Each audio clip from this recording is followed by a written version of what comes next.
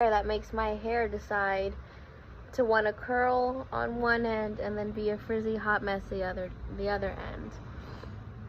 Not a fan. Virginia, do better. Hey, welcome to Daily Bible Study. We are here and it is Thursday. It's such a good day. This is the day the Lord has made and we will rejoice and be glad in it despite our circumstances. You know, I think that it is so important to understand that peace beyond understanding is exactly what that means. So if you're going through anything right now, just know that there is nothing better than having God on your side for all of the struggles that you're going through, all of the worries that you're facing, all of the heartaches, the frustrations, the whys, the hows. God has you exactly where he wants you, and he would never leave you, and he would never forsake you, and he loves you so much. So my mom bought me some Lord's chicken.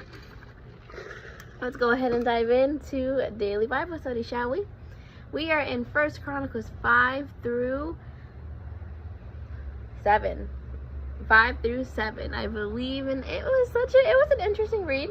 I feel like 5 and 7 had a lot of, no, I apologize. It was 4 through 6.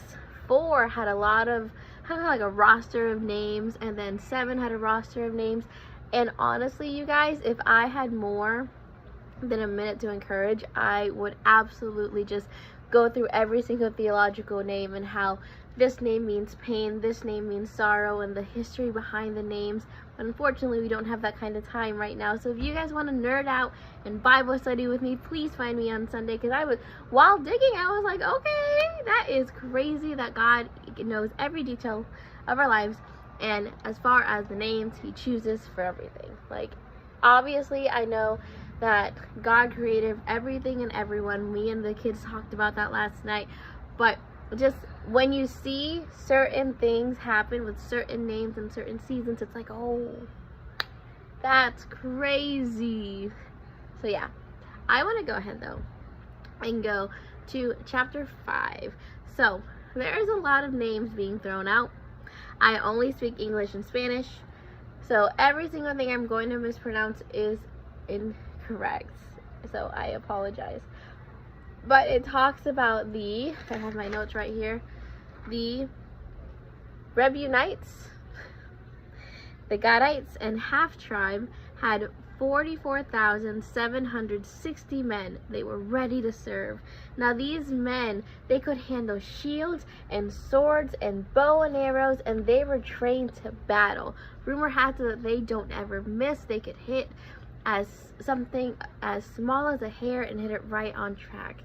Now, these guys were not only extremely strong, like physically, they were also men of God. And they knew that with God in the battle with them, there was no way that they were losing. So they had that sense of confidence, knowing this is not my battle, this is God's battle. He sent us here for a time as this, so we're going to go ahead and fight that battle, which is already completely profound.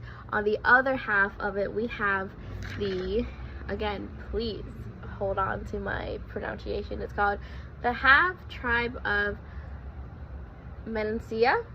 Now, these guys, they were also like pretty head honchos, like heads of families. They were pretty big names, but unfortunately they were unfaithful to God. They were worshiping other gods. They were doing things that just were not God. Like, these guys might have been strong physically, but they were not men of God in the slightest. And because that battle, they completely just shattered God and did not take him for the beautiful God that he is, they lost the battle, because God wasn't on their side. They didn't want God on their side. God is always on our side, but we have to be willing to accept him.